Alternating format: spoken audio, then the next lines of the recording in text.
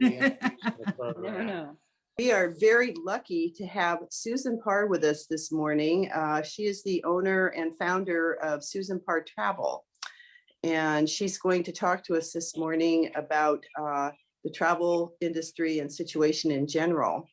For her background, she grew up in Sequim, and she spent a lot of time riding her horse and hoped to become a veterinarian. She was one of the first students to be part of the Rotary Exchange program in Chile, but she ended up going to Australia instead. She learned a lot about how others in the world view America, and this gave her a sense of pride in our country. She met lots of other exchange students and came home with a wanderlust to travel. She told her dad that she was going to go to Europe the following year, and he asked her how she was going to pay for it, reminding her that the Bank of Dad was closed and she'd better get a job. He suggested checking with local travel agencies to see if that was something that she liked. So Susan was hired by Olympic Travel in Port Angeles. The owner, Bill, was a Rotarian, and appreciated her exchange student experience, and he was willing to train her. After 10 years of working for them, she decided that she wanted to have her own travel agency, and that was when she started Susan Parr Travel in 1994. The agency grew, and soon after a while, it outgrew its original space and had to relocate to a bigger office to accommodate her 13 employees. However, last year after COVID, like so many other businesses, Susan had to move the business to her home and let all but a handful of her employees go in order to survive the pandemic. Now the business consists of Susan, one other agent working from home on a very part-time basis, and a third employee that assists with the group business. Susan also teaches dog handling classes and shows her 4 Bernese mountain dogs who keep her sane and help take her mind off of working too much or too hard. Susan just got home from showing at their national specialty in Colorado with an entry of 900 total dogs, and Susan was awarded Best Breeder in Futurity. So Susan, welcome, and we're really anxious to hear what you have to say about travel. Well, thank you for having me. I appreciate the opportunity very much. I'm not a morning person, so this is hard for me. The travel industry, how do I start? One of the hardest hit industries due to the pandemic. When everything started to shut down, it was very difficult because we were starting out with one of the best years I think my business had ever had. I was excited. 2020 was going to be awesome. And then, we all know what happened. In the beginning, I spent months just rebooking, thinking, well, people are going to be able to travel in June or July, later in the summer. So we were rebooking everybody. We rebooked. There were people that wanted to be refunded. We refunded where we could.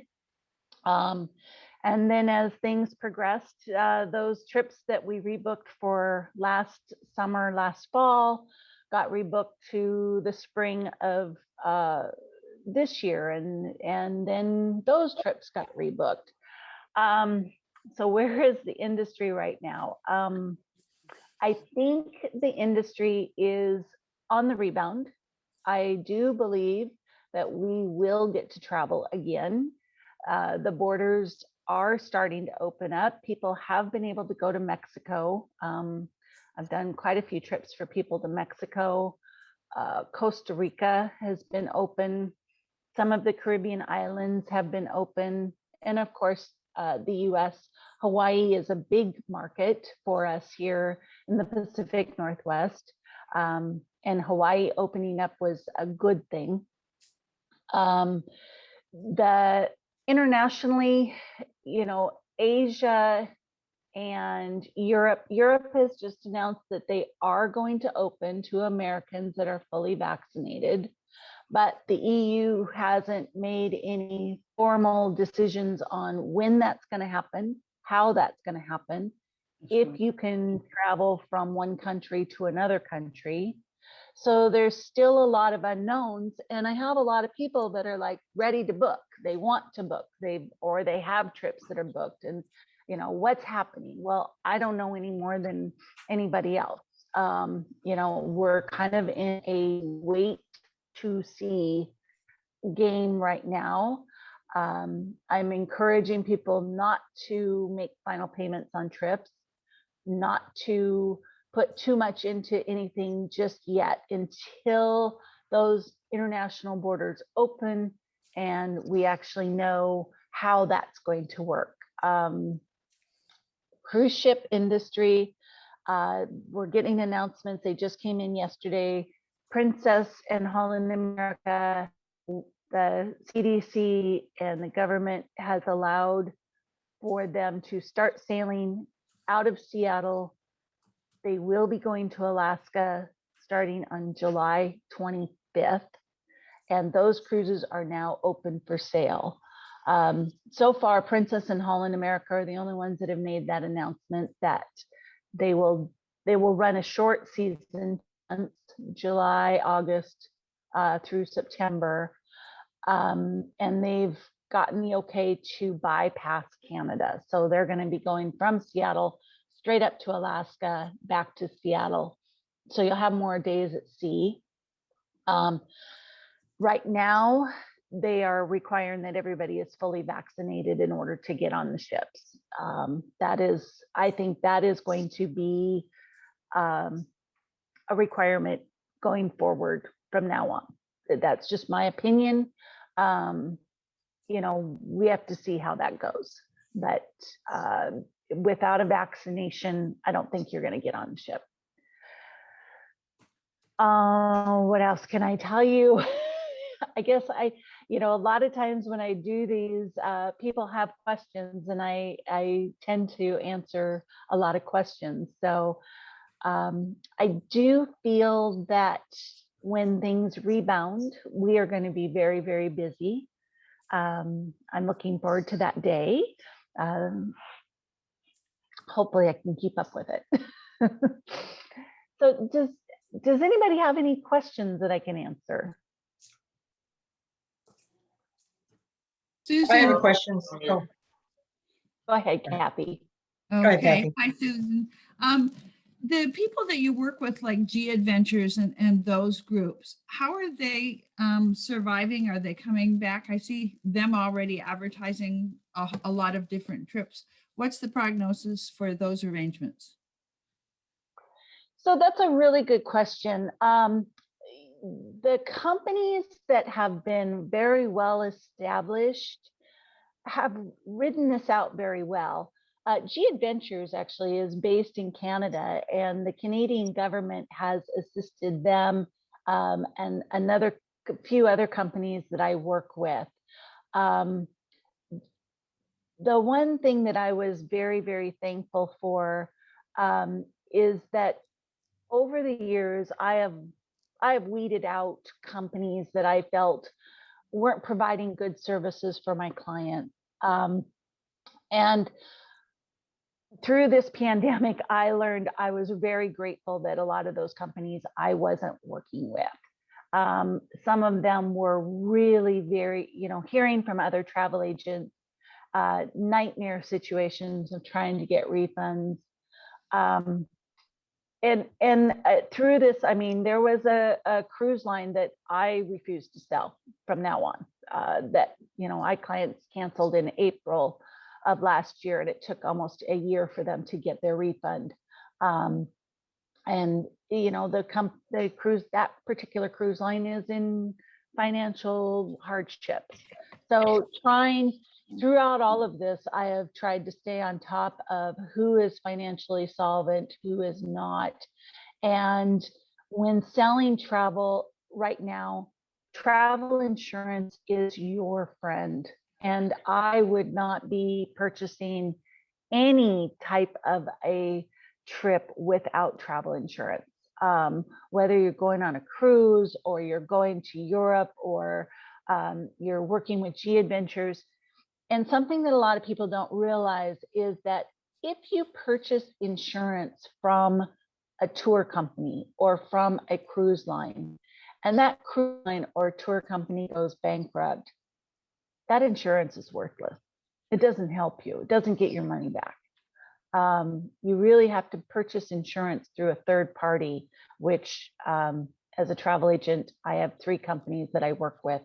And so I'm always encouraging my clients to be purchasing insurance through those third parties rather than through the cruise line or the tour company.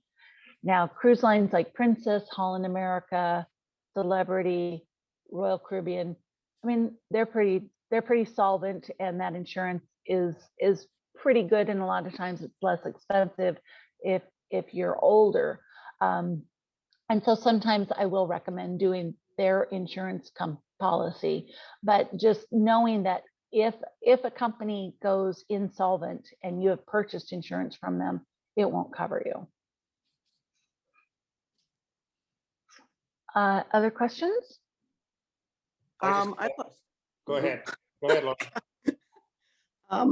I would like to know if you have heard anything recently about the possibility that travelers will be required to have a specific vaccine passport. So the CDC is talking about that. The EU Union has a passport. Israel has a passport. We don't have one. And there's talk of putting something together for Americans to have a passport for showing you're vaccinated. It's all very new, and I think it's going to take them some time to put that together. I think it will be a requirement, but how long is it going to take them to come up with something? I don't know. Currently, what I am recommending to my clients is that you take a good photocopy of your vaccine card, leave your original card at home, take your vaccinated card maybe down to Office Depot or someplace and have it laminated so that, and put it inside your passport and take it with you. But I'm really encouraging people not to do that with the original, because we don't know. We may need to have, booster shots, and that's going to have to go on our original cards until the CDC comes out with some sort of an electronic version of our COVID cards. I don't know what else to say about that. I have a question about that, because this isn't the first time you've needed vaccine records to travel to foreign countries. And we're acting like this is something new, but yellow fever and malaria vaccines have been required to travel from the beginning of time. Why don't we just use the vaccination record that you get as a kid? I don't even know why you know what I mean? That's what I've traveled with before. Right. Yeah. I mean, when you go to Africa and you're coming in from an infected country, you have to carry that yellow fever card. And it's very possible that might be what it is that we have.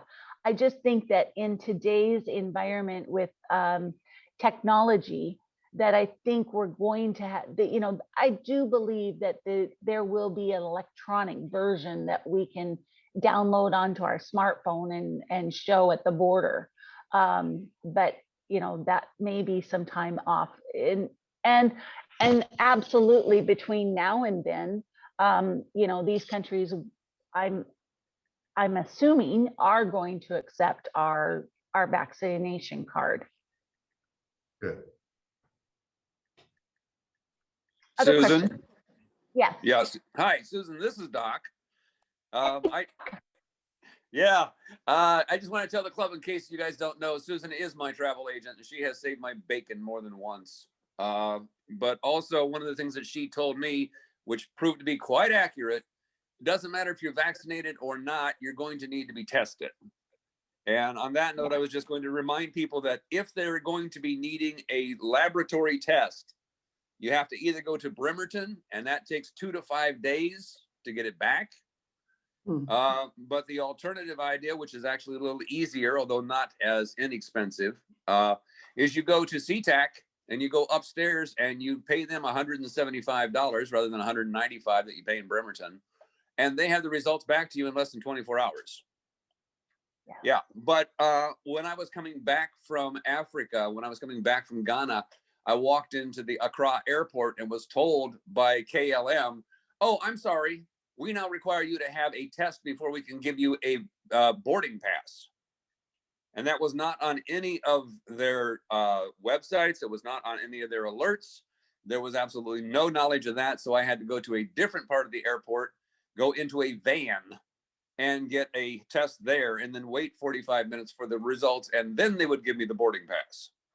So if you're getting ready to travel, just be aware of the fact that the testing is going to probably trip you up. Yes. But And that, Susan is an incredible agent, and I'm going to be booking again with you very shortly. So I really appreciate everything you've done for me. One time I actually missed my plane. I was off by a complete day. And within a matter of a few hours, she had me out of one flight into another one, and I was able to get home the next day. So Susan, I thank you for your professionalism and everything you've done for me.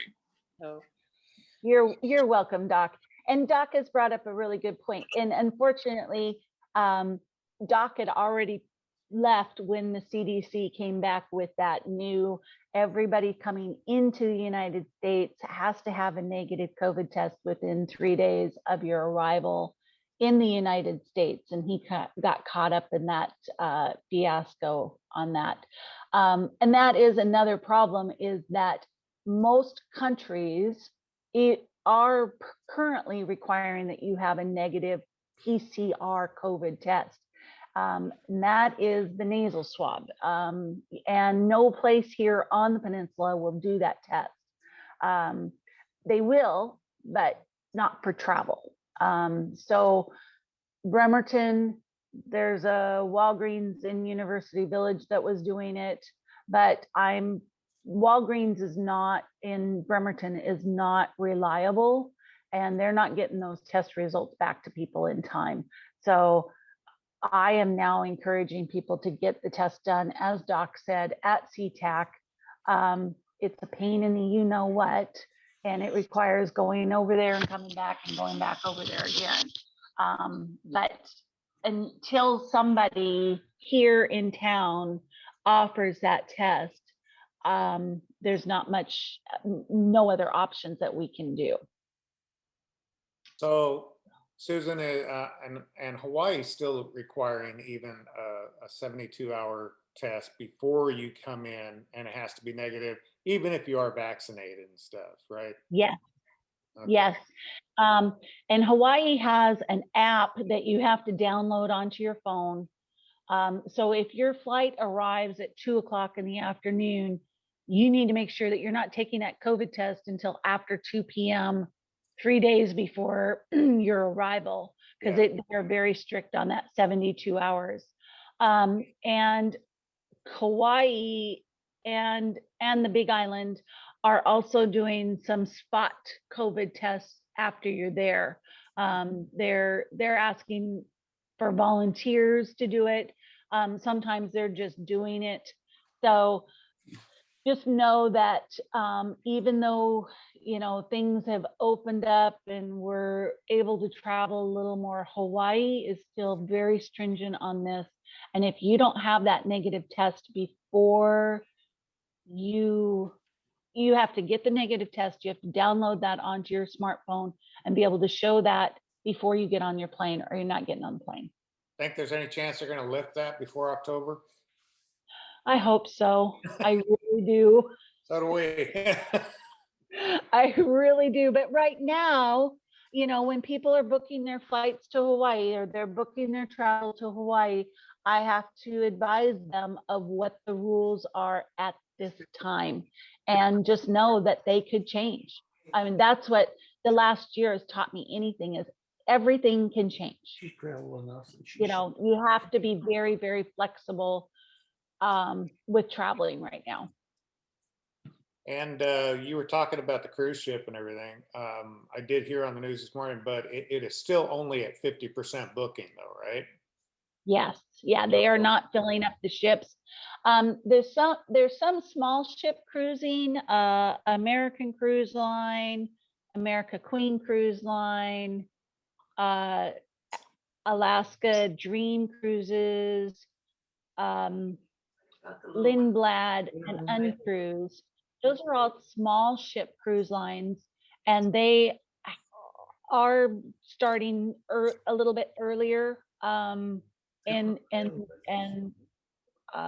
accepting passengers.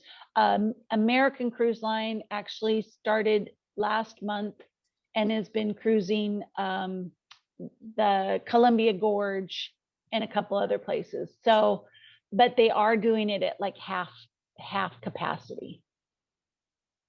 So you got And- a lot more room on those cruise ships then if you want to go on a cruise. Yes, exactly. Not as many people at the buffet. Exactly. That's what I'm thinking. Good morning, Susan. Steve Snyder here. Hi, Steve. Thank you for helping me with my insurance when I have been traveling to China. That has just worked out really, really well. Fortunately, I didn't need to use it. But I have a question about the testing. Have you heard anything about the self-administered test that Costco has? Right now, the only tests that these countries and other places are accepting are the PCR tests that have to go out to a lab. I think I believe that Costco test is a PCR test. I don't, honestly, I don't know anything about that. It's something, you know, I'll have to check into, but Okay. I It think was on the list. It was on the list of trusted testers for Hawaii. You do have to mail it in and everything to the lab. Right. So Correct. okay, well, that's, yeah, I have not looked into that. I'll do some research and see what I can find out. Okay. Thank you, and the best of wishes to you as we get back to normal. Thank you. any other questions? Whoop. Go ahead, Laurel. So Susan, I was wondering if you had any thoughts about the imminent addition, finally, after 7 years of air service between here and SeaTac. I am so excited and so happy that we have service coming. I've reached out to them to see how, you know, so I can stay on top of that. And I'm waiting for, somebody's supposed to be calling me back next week to get more information, but I am so happy and so excited to have that new service that we have needed so greatly. I think that we should be able to fill it up, and you know, shouldn't be a problem for them to be making money off of that service. That's going to be a great thing. Susan, Norm Schaff here. Yet another testimonial to your great business efforts on our behalf. We've traveled through you to Africa, Europe, New Zealand, Central America, and all those with great results. So thank you for that. I even met somebody in Walla Walla last week that said they knew you, and I can't remember who it was, but we were visiting wineries, and they the person there knew you and was very familiar. Kathy Bay. Yes. Yes. So yeah, that was just one of those serendipitous things. My question is, with the increase in restrictions that we're all running into, but on the other side of things, people doing so much online type booking of things on their own, do you see that your business might increase because things are getting more and more difficult. More and more boxes that have to be checked that a person in your industry is much more familiar with. I do. I have actually seen that.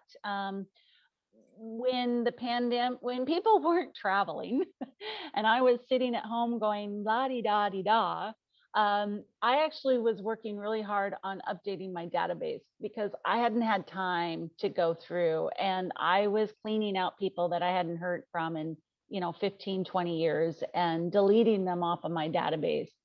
And it seemed like every time I deleted somebody off of my database that I hadn't heard from in 15, 20, they would call me. It was like serendipitous, it was like, oh my gosh, okay, I haven't heard from you in a long, long time, and now you're calling me. Because I do get a lot of people that they really just need help.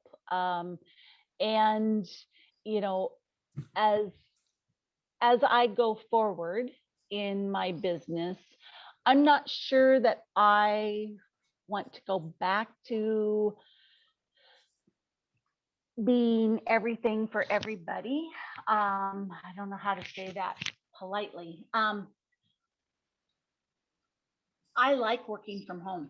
I like not having to deal with employees. I can get so much more work done by myself than I ever did, I think, when I had an office full of people. And so I'm probably going to be more picky about the clients that I keep going forward and working with those that have been my loyal, really good clients. And or if I have the time assisting people that need help, I might be charging them more of a fee than I have in the past. I've always tried to be everything to everybody, and my time of doing that is probably coming to a shorter rope, just because I can't do that and be that person for everybody.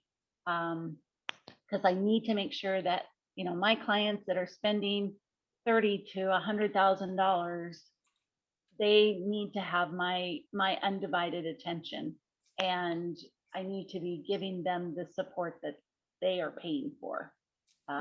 Where the person who has an airline ticket to Walla Walla that needs a car rental and needs to change that ticket 32 times, that's not profitable for me. So I have to start looking at what's profitable and what's not. Susan, Yes, Kathy. that's a really good segue. What, aside from the financial aspects, what do you expect from a client when they are requesting help in setting up a trip? I'm confused as because for years I've done so much of my own, but at the same time, I've seen the value that you can bring to us. So what does a good client bring you? Oh, I love your question. Thank you. A good client, and I have lots of great clients. One, they trust me. They know that I'm in it for their best interest, and I can't say that enough. For my clients, I want to make sure that you get to your destination without any issues, that you don't have any problems when you're there, and that you get home safely. And for you to know that if there is a problem, you can reach out to me and I will take care of it. I love clients who know what they want and when they want to go. So, for somebody to call me and say, we want to go on vacation over 2 weeks this was a phone call that I got yesterday, by the way. We want to 7 people and we want to go over Christmas to Hawaii, we think. Okay, what are your dates? Well, I don't know, just pick dates. don't ask me to pick dates. Don't ask me to pick dates. Have dates. If you say you want to go on the 23rd of December and I'm looking and the flights on the 23rd are full, I will, but the 22nd is open. I will look at that and I will tell you, hey, is there any chance you can leave on the 22nd? Because the flight schedules are better. So one, know your dates. Two, have an idea where you want to go. Well, we could go to the Big Island, or we could go to Kauai. Well, maybe we'll spend a week on Kauai and make a week on Maui. Well, no, maybe we'll do 3 days here and 4 days there. And you're asking me to research about 852 different scenarios. I don't have time for that. If I know when hotels have specials, I know that when, if you like Westin's and there's a promo and you can stay on 2 different islands, I'm going to tell you that. I'm going to suggest that to you. There's some people, how many rooms do you want? Well, we want 2 rooms. Well, no, I need to have a hotel room. They want a condo. How many car rentals do you want? So knowing what you want really does help. And it's not like nowadays with the internet, you can go online, you can see what's there. You can have a sense of what you want to do. But to ask me to, price out 15 different scenarios, it's really asking a lot of me. I don't get paid unless you travel. So if you call me and ask me to quote you a bunch of things and you never book, you just ask for quotes, you're not a good client. If you book and you travel, obviously you're a good client. And I'm appreciative of that. And I understand things happen and, you book something and you can't go. I understand that. People being appreciative of what I do, that goes a long way. Thank you, Susan. Any other questions for Susan? I just want to say that I think most of our club are members in good standing of your fan club, Susan. You've made my life a lot easier with traveling, and I don't think I would go anywhere without calling you first, unless it was something like, running down to LA and back. And maybe not even then, because it was on one of those trips that your agency, as Doc said, saved my bacon. So I'm just really glad to hear so many people singing your praises. You certainly deserve them. Well, thank you so much for having me this morning. I appreciate the opportunity. As I said, I am working from home. Email works really well to reach me. And of course, the phone number works, it comes into the house. And if I don't answer, it means I'm probably on another phone and I will call you back. So thank you very, very much. And I look forward to the days where we can all meet in person and go about our life the way we used to. It's coming soon. It is. It is. All right, Susan, thank you so much for being here. We Thank appreciate you. your work.